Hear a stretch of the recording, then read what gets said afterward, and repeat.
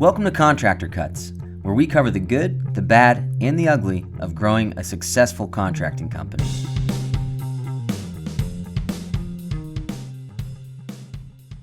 Welcome to Contractor Cuts. My name is Clark Turner. Thank you for joining us again this week. So today, I've got a very special guest, my all-time favorite human on the earth. My wife, Esther Turner, is here joining us. Hey, everybody. I've twisted her arm and brought her in to come and join us. As last week we talked, if you missed last week's, go back and listen to that. We were talking about contractors and how we put our companies first, how we oftentimes neglect our family, our kids, our wives, our husbands, our relationships in life, and doing it in sacrificing those relationships to building this company. And so we dove deep into some of James's growth as he grew through from his 20s into his 30s, and growing from an employee into an owner, and what that entails and how it affected his personal life and his marriage. And today we're going to dive a little deeper into mine. So I brought my wife in to talk about her experience. So this is a great one. Send to your wife after you listen to it if you like it. Send to your husband after you listen to it and you like it. This is a great one to listen to separately and have a conversation. I think we're going to end with a couple things you can do right now to kind of open up some of these communication lines. But today we're going to pick Esther's brain on what it's like being married to a contractor who is super flawed and who has had a lot of growth in the journey of marriage during owning and running a contracting company. So thanks for joining us. Yeah, happy to be here. So let's start from the beginning. So we're going to run through kind of our story, starting the company, and then kind of have Esther give us advice that she would have given herself when we started and what she would tell me when we started, all the way through kind of the different phases of growing a company from a one-man show through where we're at today. But kind of rewinding the clock, we have been married for 19 and a half years. We're coming up on our 20-year anniversary.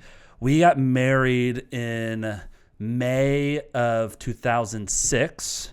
And I started this company in August of 2006. Yeah. So it was very soon after. I think our entire marriage outside of those first few months has been me owning a construction company. Yeah, I had no idea you were going to be an entrepreneur. Yeah, that was not what I signed up for. Yeah, me neither.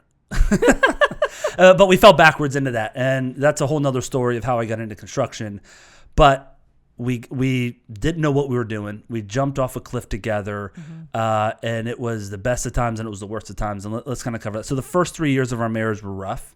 By year 3, we were getting a divorce. We were done. We were both over the other person. I was running a company. I was a one-man show till about 2012. So for the first 6 years, I was kind of skinning my knees, learning the hard way, running it myself. So that was kind of phase 1 of the company and our marriage. And so that season was me going from working for a company, I came out of college, worked for a construction company, and then started my own company. And in those years, Esther was working as well. She went to graduate school, got her master's, and then went and got a job. And so we were both working, figuring out marriage, figuring out life. We did a lot of things right and more things wrong. Yeah. And I think that's one of the topics in terms of looking, first question for you, looking at that phase of our marriage. I know it was forever ago. So long. So long ago. So long. What do you think, looking back, starting a company, if you could give 24-year-old Esther and 24-year-old Clark advice, what would you say right now? What would you have done differently?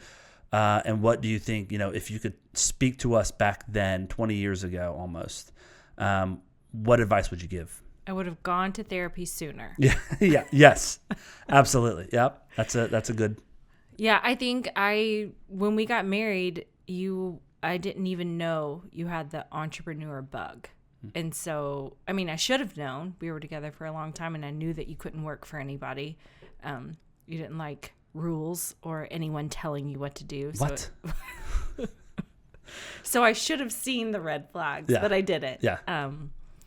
So I think we got married, and I think I expected like, okay, normal 9 to 5 job. That's what I grew up with. I mean, my dad was a pastor, but he came home at normal hours and we saw him and all that sort of stuff. I think when you started your company, we were really excited. Or sorry, I said we didn't have kids yet. I was really excited for you. And then quickly it turned into, whoa, this is not fun for me. I never see you. Yeah. You are constantly working. There is no off switch. There is no, okay, turn your phone off. You were just constantly doing something for the company and for the job in hopes of building it. And I didn't understand that. And I was very resistant to it. Yeah. Well, especially at the beginning. And I think on the other side of it, it was like, I had no coach. You've I had never no done it. idea of what to do. All I knew is that we weren't going to pay the rent Right. unless I hustled. Right. And I felt this, going from a single person to a married person, there was this like, oh, I gotta provide. I gotta build this family. We want to have kids at some point. So it was like, you say yes to every job. You say yes to everybody. And you just go and sacrifice and burn out and just grind. Right. And that was kind of the mindset in the beginning, which in hindsight, I mean, that there is a positive to that. Well, there's a necessity. Yeah, there's a necessity to it. But, I think in any other phase of our life that would have ended a lot worse than it did. And it almost did. It almost ended. It ended up where we were for sure getting divorced, sitting in a therapist's office saying, yeah, we're getting divorced, but how do we kind of move forward? And we went through therapy for week in and week out for 6 months, and ended up coming out the other side in a really good way. And we'll talk about that in a second. But I think starting the company and going into it, all I knew was just work your butt off and just go. And if someone calls, you hop in the truck and get to their job site.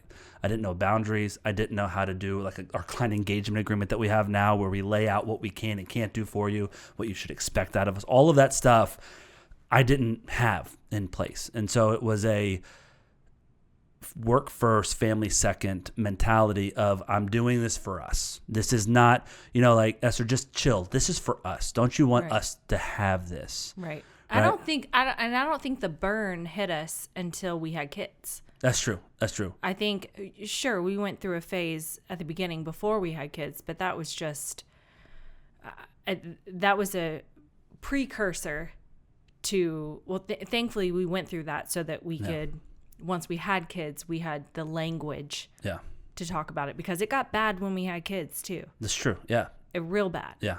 Well, and pre-kids, it was like we were roommates that first we didn't like each other, went through counseling and liked each other and kind of started a new relationship coming out of counseling. That's a whole other story. We started dating at 16 and kind of had some really bad foundation of what a relationship looks like. And so we kind of tore it down, went through therapy, rebuilt how to be a husband, how to be a wife, how to have the language of communicating what the other person needs.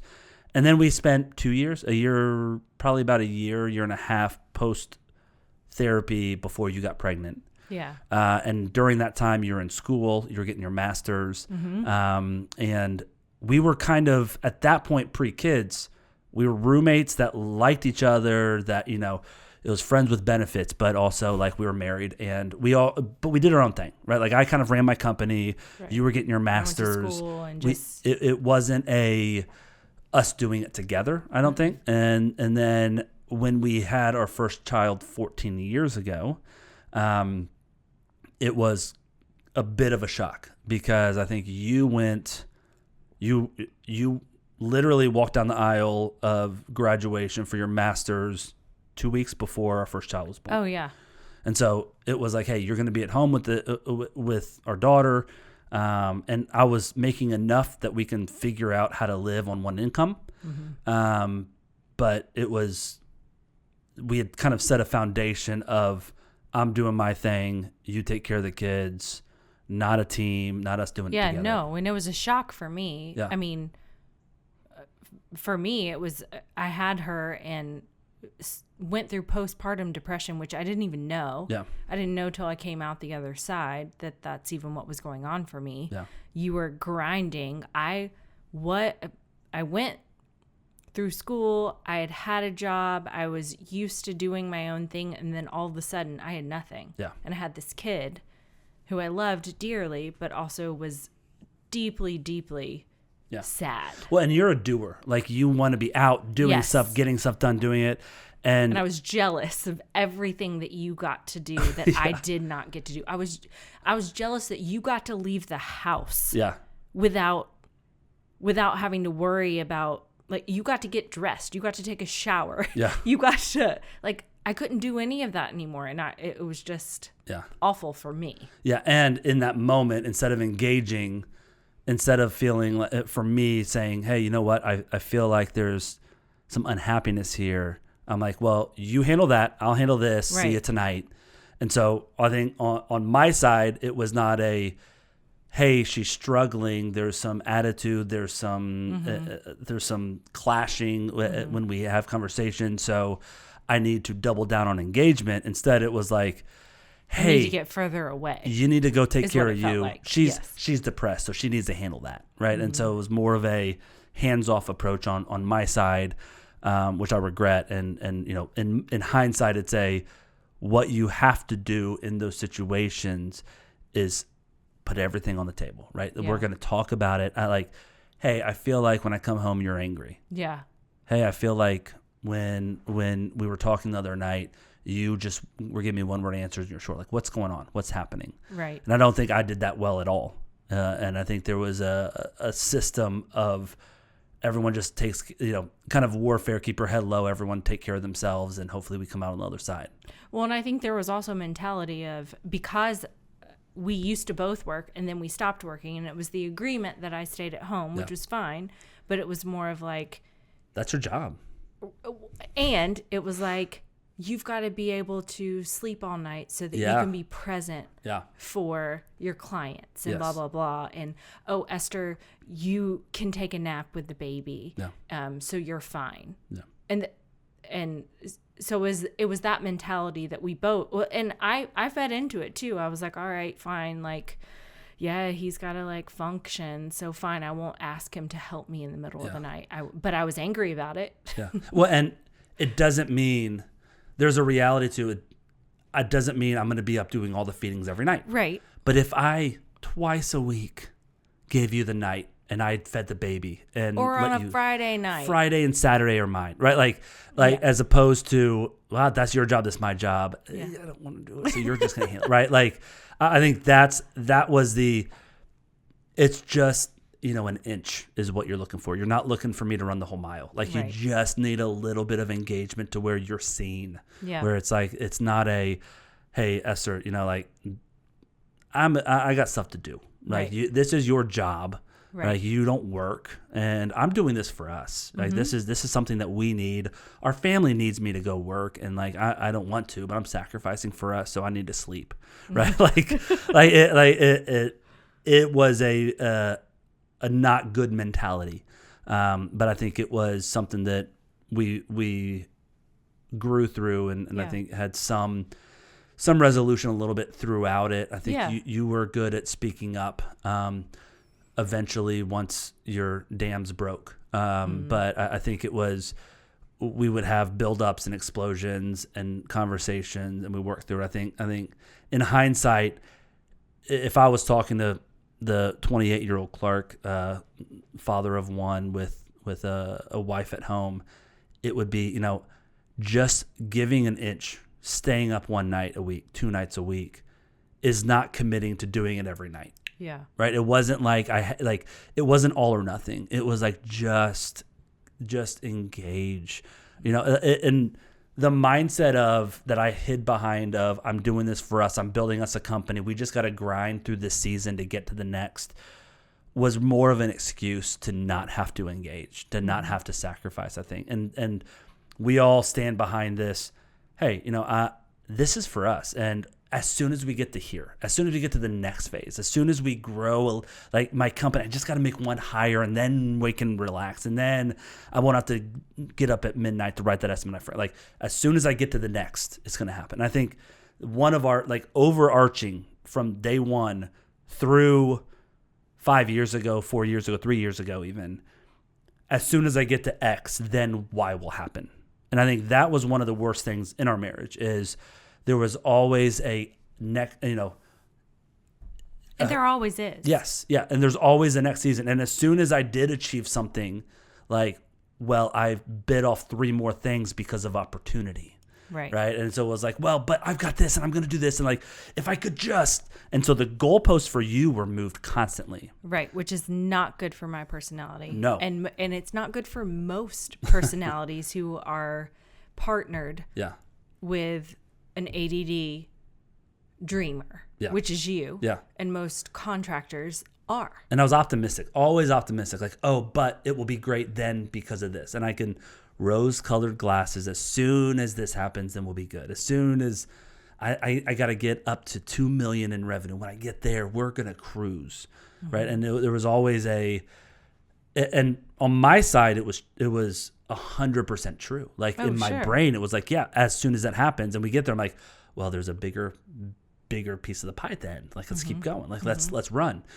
For you, it was like, hey, I need you to run 1 more mile. And you're at like 99% there. And it's like, hey, we got 2 more miles to go.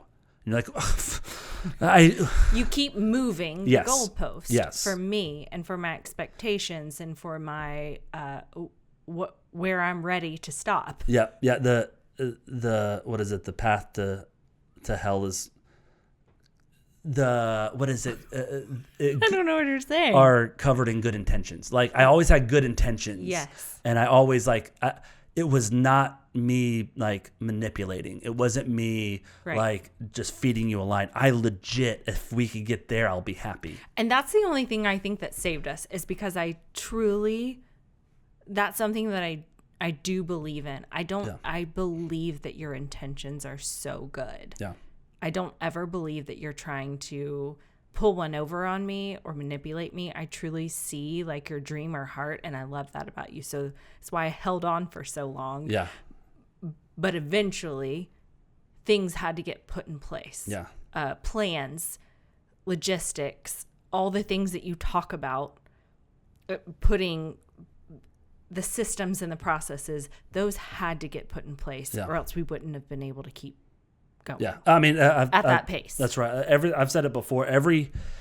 Every system and process that ProStruct coaches was built out of what you did wrong. Our arguments. Absolutely, it's literally. I say this to new guys coming into the coaching program, like, I have skinned my knee so you don't have to. Like, oh yes, implement some of this stuff. Like, it's not. I'm not a guru. It's just I've made all the mistakes.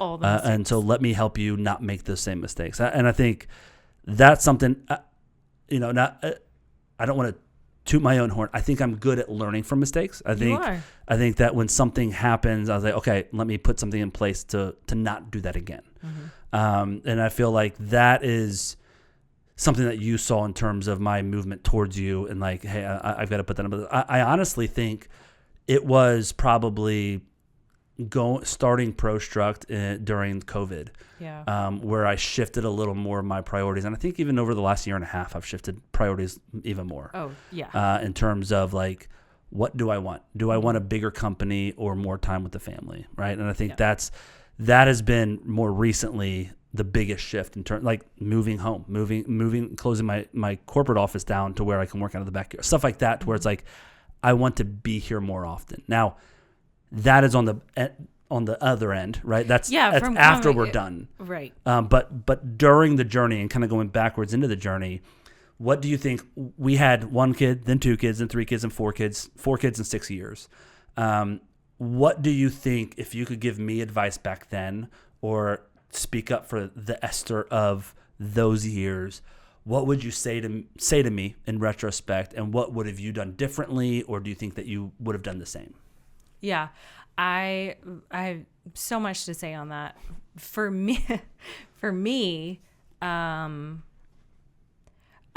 I think I bitched and moaned a lot at you, and I would just pick fights with you because I was just so angry. Like, you pissed me off so much. You would come home late all the time. You told me one thing and you didn't do it, and I would just bark and yell at you instead of telling you how I felt. Yeah. Like, when you come home late, it makes me feel like you don't care about us. When you tell me one thing, when you tell me you're going to be here at 5 and then you get home at 7, all that speaks to me is complete rejection, that you don't care about us, that we are the last thing on your list. Yeah. And if I spoke to you more about my feelings instead of just yelling at you, I think would have been able to engage you more. Instead, I just yelled at you, and so you yelled back and were defensive of yourself because you were over here trying to grow and trying to do all this stuff for us. And but it's for me. I mean, the excuse is for us, and yeah, you'll get benefit if it works. But at the same time, like, it was my choice to do that stuff. I think one of the on the other side of what you're saying, for me, it was, if I can get away with stuff and keep my head low and not get it bit off, cool, on to tomorrow. Yeah. Which is not the loving attitude. That's not the attitude I want guys to have who are dating my daughter, who are going to marry my daughter, right? Like, the loving attitude of, like, instead of like, I hope she doesn't yell. Yeah. Instead of like, I hope that I don't hear the garage door because I just hope that I can have some alone time. Right. Switching from that attitude to like, hey, if she might yell, there might be something bigger going on here. Right. Right. Well, and I'm yelling at you because I'm wanting to, what I'm too afraid to say, what I'm too afraid to voice is my vulnerability, that I feel like I don't matter. Yeah. And so instead, I'm going to get angry because what if I approach you with, I feel like I don't matter, and what if you say you're right, you don't? And so it's easier for me to lead with anger, with justifications, and I had every single justification. I mean, I was right. Yeah. Like, duh. And I'm coming home from a 14-hour day, and you're upset, and I'm like, but look what I did, and I've done all this, and you don't understand, and you don't appreciate. Look at these 4 children that are still alive. You're welcome. It's a shootout, and I didn't hurt anybody. Yep. And it's a, but what about me, right? And we got, whenever we get into the but what about me arguments where we're both trying to show ourselves, the sad part is it's 2 kids trying to say, hey, I need you to care for me. Yep. Right. And for us, it's, if you are listening to this and this is happening at home right now, the answer is you just look at the person and talk about what you appreciate about them. Right? Somebody has to make the first step. Yep. Somebody has to be vulnerable. And if you, as the contractor, and your wife or your spouse is screaming at you, look at her and say, what do you need? Yeah. Like, what am I missing? What am I not hearing? Instead of getting defensive, like, you lead by example. Or if you are the spouse, lead with vulnerability. That's all it is. It's vulnerability meets vulnerability. Yeah. Well, and the whole women need love, men need respect. The love and respect thing. Like, if I come home and you're yelling at me, I feel so disrespected. Yeah.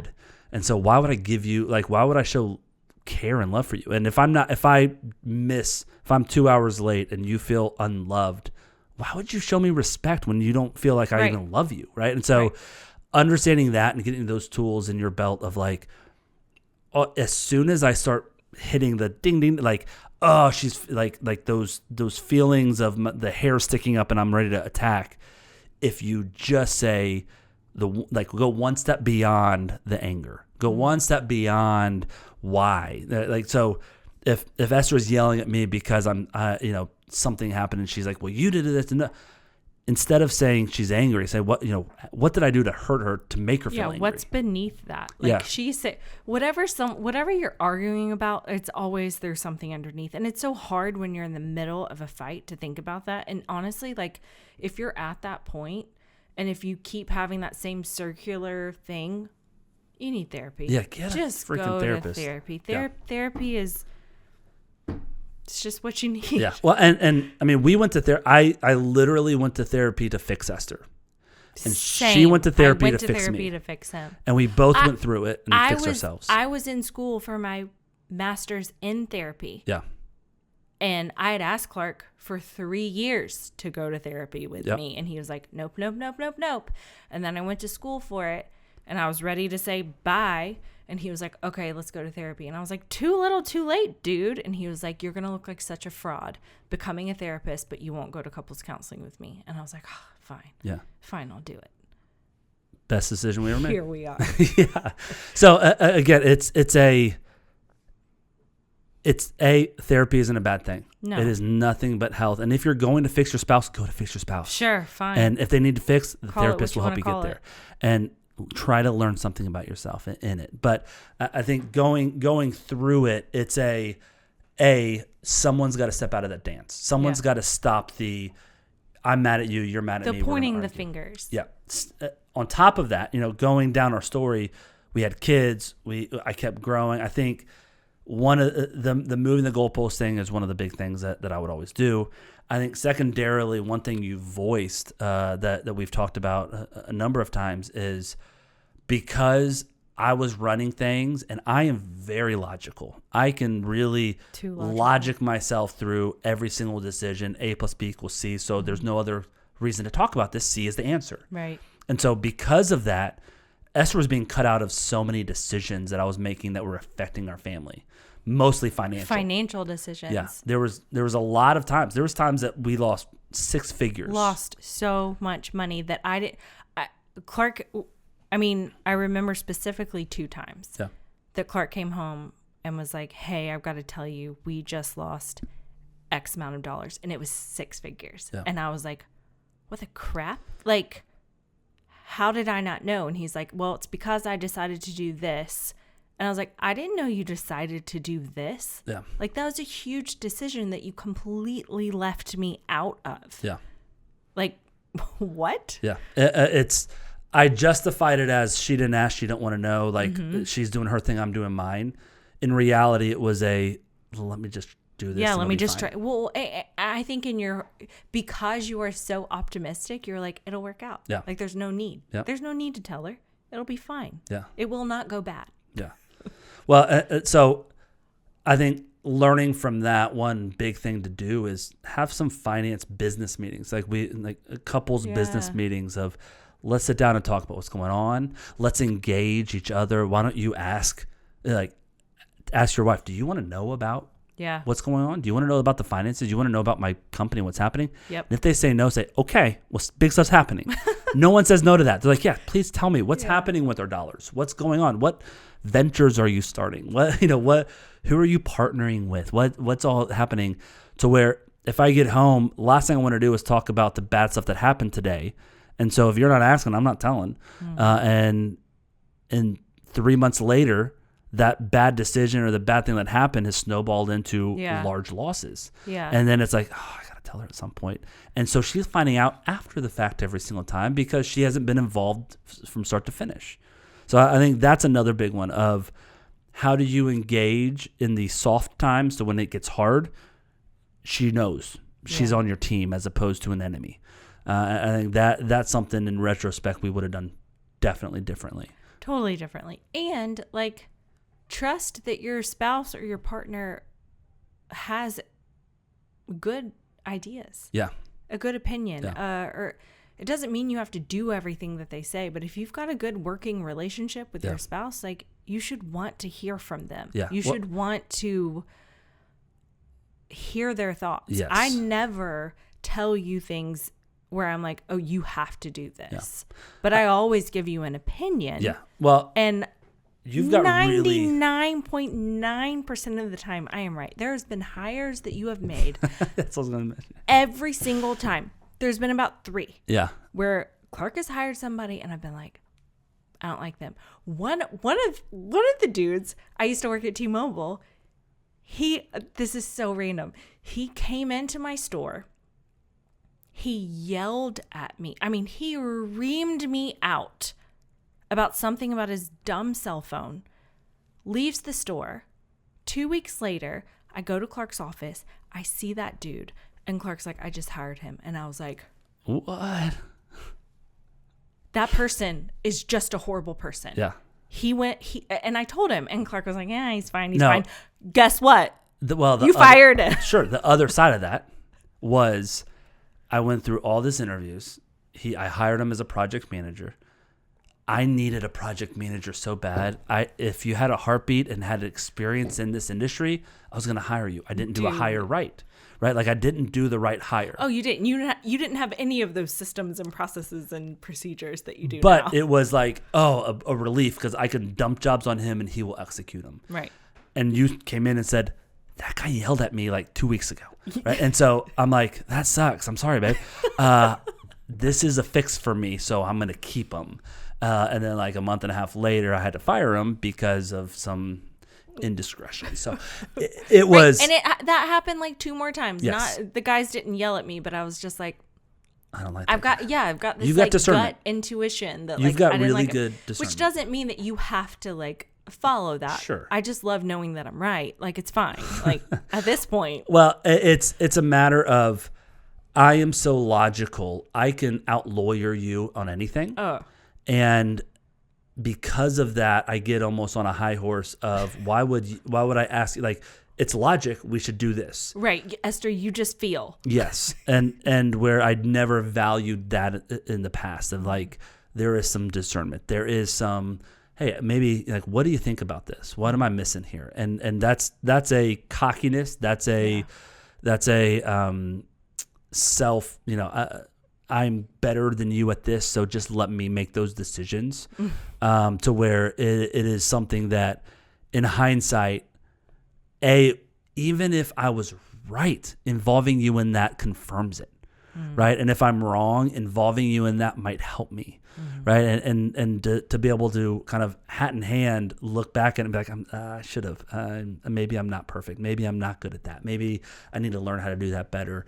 It's hard to do when you're running a company. And, I think going back to like the beginning, when you're starting a company, you're everything. I'm the janitor and the CEO. Right. I'm start to finish doing everything. And as an ADHD brain, it's great. I can kill it with that. But that also means that I'm all over the place when I get home. I'm doing everything. Yeah. I'm getting pulled in all these directions.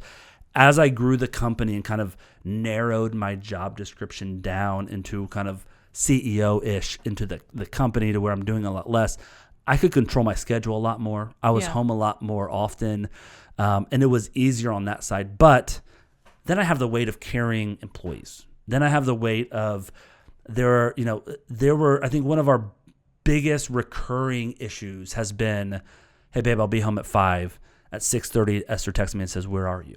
I think that's been over and over for 20 years been an issue for us, which I know. It's not, honestly, it's not resolved.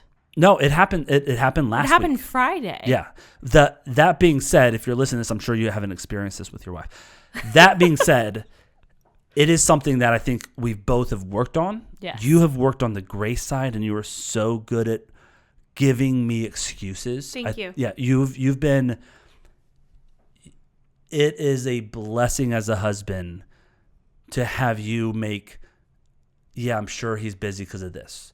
To give me benefit of the doubt. You build the benefit of the doubt in for me. Now, I think we've gotten to a spot where that has grown more and more because I have worked my butt off on trying to do it well. Yeah. And I think like I still miss it. Like you said, Friday, like I said, hey, our girls go to school on Tuesdays and Fridays. Esther homeschools other days.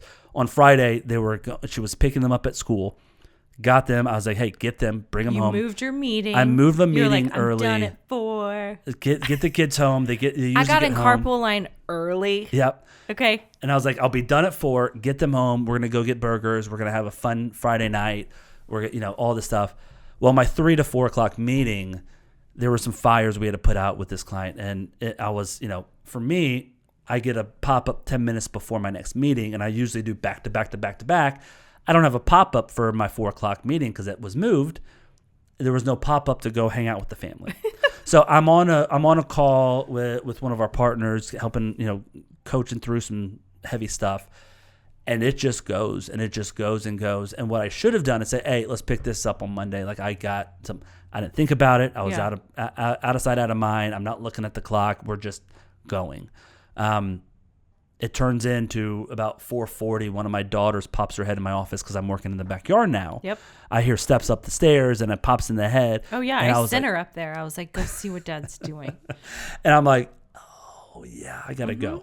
So I get off the meeting. I walk down to the house. And instead of getting chewed out with attitude, I get hey, are we still got time for burgers or should we go to Mexican? Right? Like I get this, it's okay. And the kids are ready to chew me, up and down. They were hungry. They get home from school and they're starving. That was only because they were hangry, but they're good with it. They are. But I say that because you're justifying it to them. You're saying, girls, it's fine. Like he had work, that something went over. We have built enough rapport over the years, and I know how hard you have worked at it. Yeah.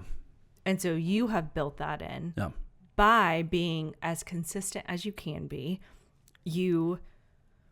Back in the day, he would text me and say, I'm leaving the office, but he would still be inside of the office. And so, it's a 10-minute drive home. He would say, I'm leaving the office. I'm packing up, headed home. Yes, that's what you would say. You would say, I'm packing up. Yep.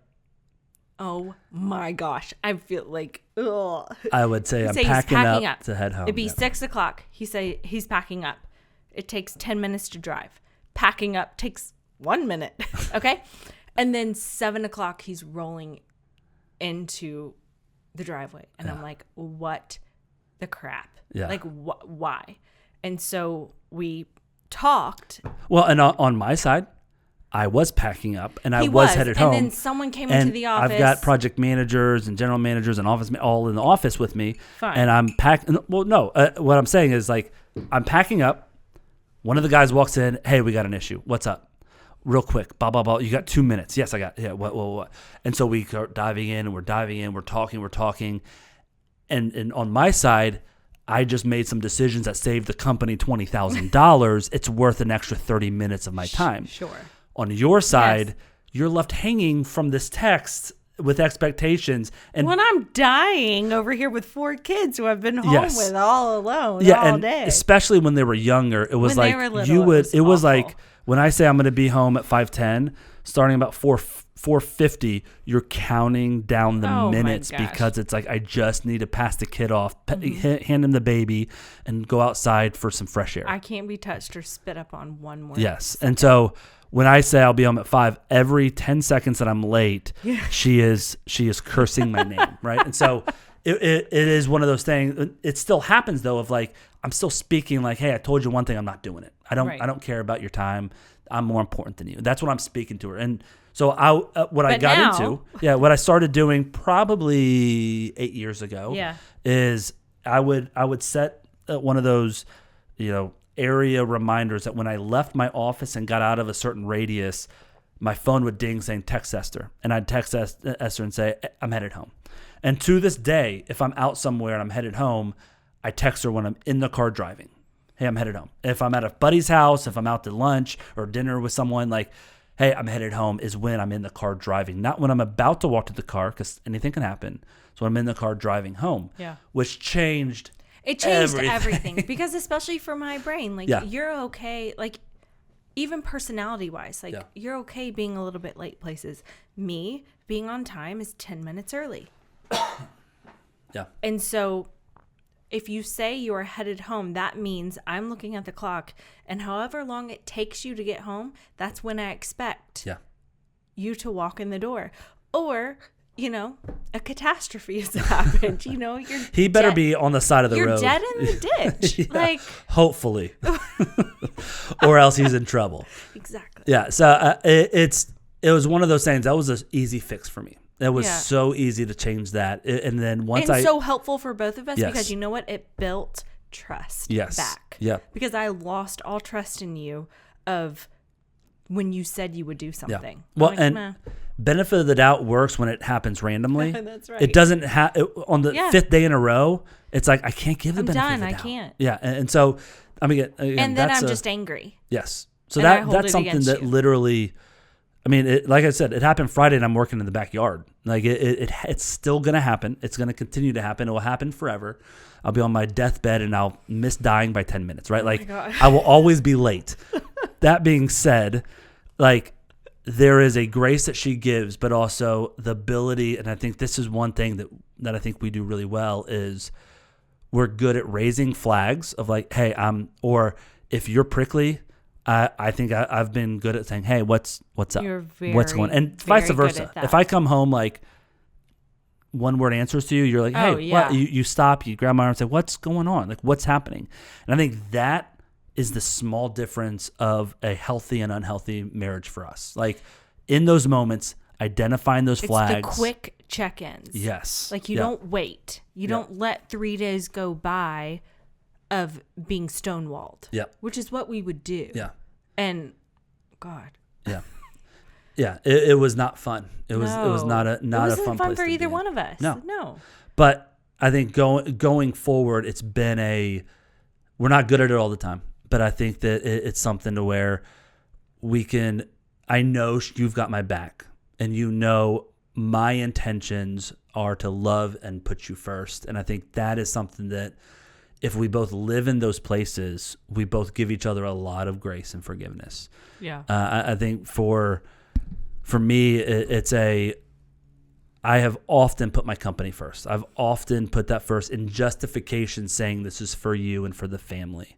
And I think if you can erase that part out of your mind, this isn't for her. I could go work at Home Depot and provide for this family. I can go get a corporate job, be home at normal times, have different types of stress, and provide for us. This is what I want to do.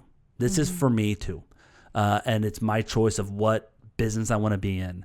And so I think if I get a little bit of ownership in that, stop trying to push it off on the family, I'm doing it for them, and really engage with like, what are my priorities? I've sat with couples that are going through, as coaching clients and been like, you have to choose your wife or your company because you're losing both. Like you're choosing your company right now, and you got to choose your wife. And that's honestly my favorite part of the coaching side in ProStruct, of like being able to hold a mirror up to guys that I wish I could have done 10 years ago to myself. Yeah. Right. And I think that's the most fulfilling part of this for me. I hear him for a while before he was in his office out there. He was in our sitting room for the last 4 months. Yeah.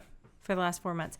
And I have heard Clark countless times talking to his clients, like as he's getting off the phone or getting off the Zoom with them, being like, hey, you're about to go on vacation. Please be on vacation. Don't look at your phone. Don't text me. He'll be like, if you happen to wake up early before the whole family's awake and you want to do a couple hours of work, that's fine. But once everybody wakes up, like stop. Yeah.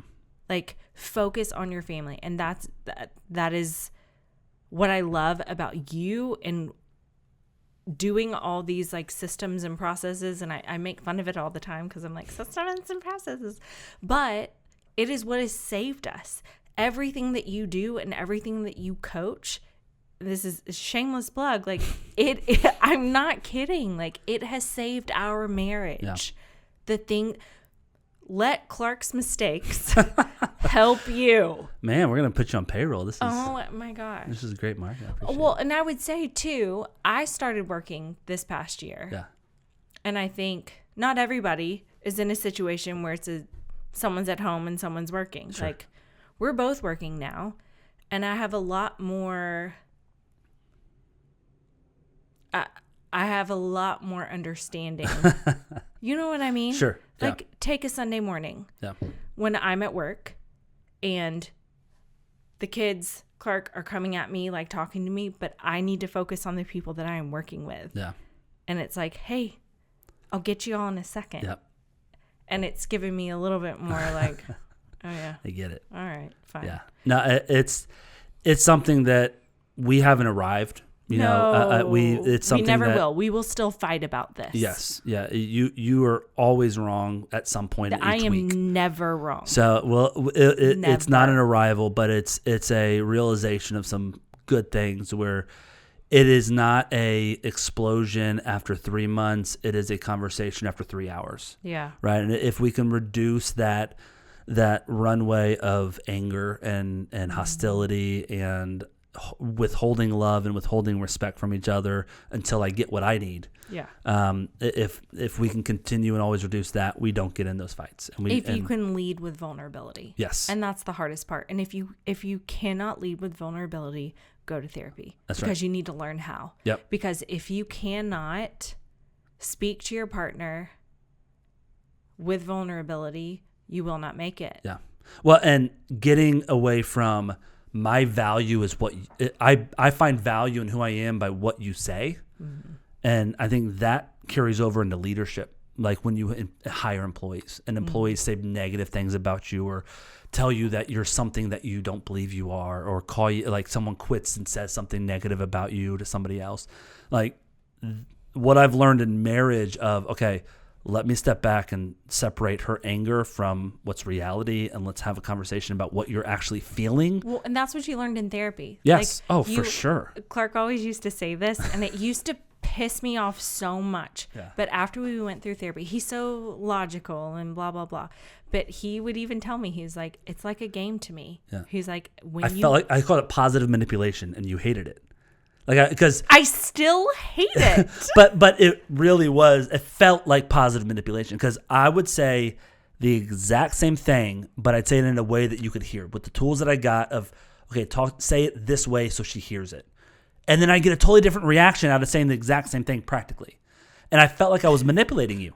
I did. Like in those moments, it was like I just said it a different way, and I got exactly what I wanted. What he's saying is that I would yell at him about something I was pissed off about, and he would go underneath and he would be like, I feel like you are feeling unloved, blah, blah, blah, all the things. And I, of course it would piss me off, because I'm like, maybe don't call me out. Let me be mad, because I need to be mad. But it works. Yeah. It does. So if you're struggling, please go to therapy. If you're not, go to therapy. Like it's nothing but a positive thing for you. If you want to start putting some systems in place, I would love to have the conversation with you. We are doing a retreat. If you want to see Esther in person, please come. Last year was the first year that I went on one of these. And honestly, like, it's embarrassing. I've been married to him for 20 years, and I thought that I had heard all the things, but I sat through his retreat last year. It was 3 days, 2 days? Well, it's 2 days, and it's 3 total days, because we get there on Sunday and do a cocktail party that night, and there's 2 full days of intensives. I am not gonna lie, I thought that I would be bored. I did. I'm not a contractor. Yeah. Like, I'm a therapist. I'm a guest services director at a church. Like, and I'm a homeschool stay-at-home mom. Like, that has nothing to do with contracting. Nothing to do with entrepreneurship. But I sat through, because I was doing all the food. I will give you good food if you come, I promise. But I sat there and I listened to him, and I was intrigued by every single thing he said.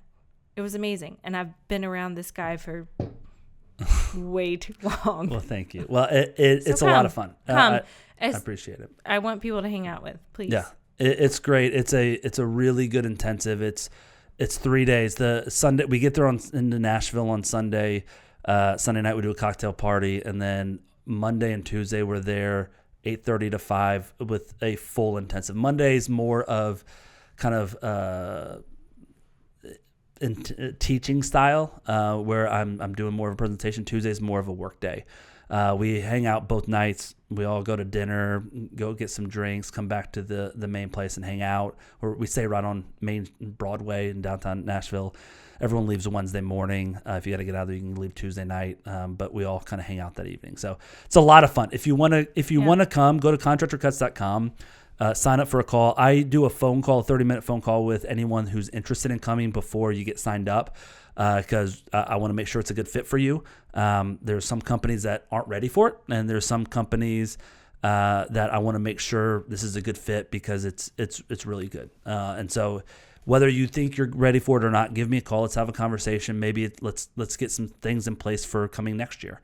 But I would love to have a conversation with you, make sure that this is a great fit for you, tell you a little bit more details about it. It's January 11th through 13th coming up. Also, part of it, I do 3 free coaching sessions if you sign up for the retreat. So if you're coming on the retreat, we'll have 3 sessions to finish out your 2025 strong, and then it leads into the retreat, kind of prepping you for it. And then we go on the retreat, and it launches you into 2026 with everything you need to know. A full game plan is what you got to do. So please sign up. At least have a phone call with me. Babe, thanks for being here. You're so welcome. I feel so honored to be here. I've watched every single one. Sure. Yeah. Okay. I've watched most of them. I promise. And you gave us 3 out of 5 stars as a review. I appreciate that. That was big for you. So thank you guys so much for listening, and we will see you guys next week. Bye. Bye.